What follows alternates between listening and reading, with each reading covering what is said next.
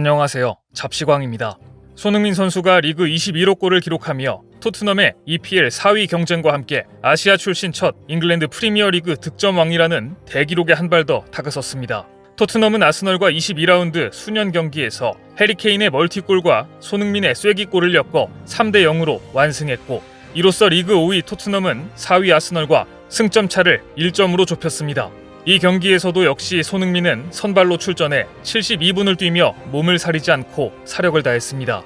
손흥민이 전반 21분 클루세브스키의 크로스를 받으려고 쇄도하자 아스널의 수비수가 반칙을 범해 페널티킥이 선언됐고, 키커로 나선 해리 케인이 이날 첫 골을 넣게 됩니다. 이어 이날 경기에 분수령이 될 만한 장면 역시 손흥민으로부터 시작됐습니다. 전반 11분과 12분에 연이어 손흥민을 마크하며 충돌했던 아스널의 수비수 롭 홀딩은 전반 26분에 옐로 카드를 받습니다. 롭 홀딩은 심지어 손흥민의 등을 향해 사커킥을 날려 두 팀의 분위기가 험악해지기도 했습니다.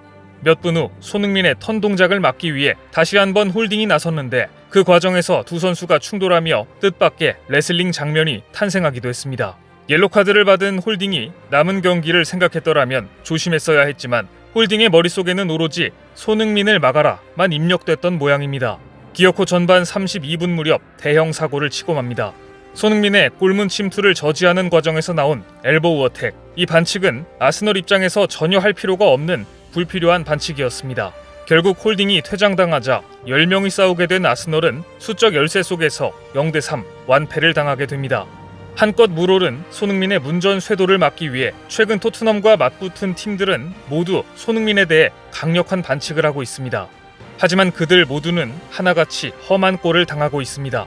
지난 8일 리버풀과의 경기에서 후반 34분 손흥민이 공을 잡은 뒤 역습을 전개하자 리버풀의 파비뉴가 손흥민의 목 부분을 팔꿈치로 가격했습니다. 손흥민은 한동안 그라운드에 누워 일어나지 못했습니다. 하지만 비디오 판독은 없었고 경기는 다시 재개됐습니다.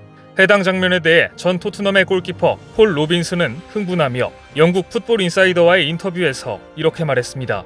나는 파비뉴가 경기장에 계속 머물러 있다는 것에 놀랐다. 그는 90분 내내 계속해서 반칙을 범했다. 그는 수많은 파울을 했고 퇴장당했어야 했다. 손흥민의 목을 가격했던 파비뉴는 결국 다른 경기에서 불의의 참교육을 당하고 말았습니다. 아스톤 빌라와의 경기에서 갑작스러운 햄스트링 부상으로 주저앉은 것입니다. 순간 리버풀 클롭 감독의 표정은 마치 손흥민에게 실점을 당할 때와 비슷한 표정이었는데요.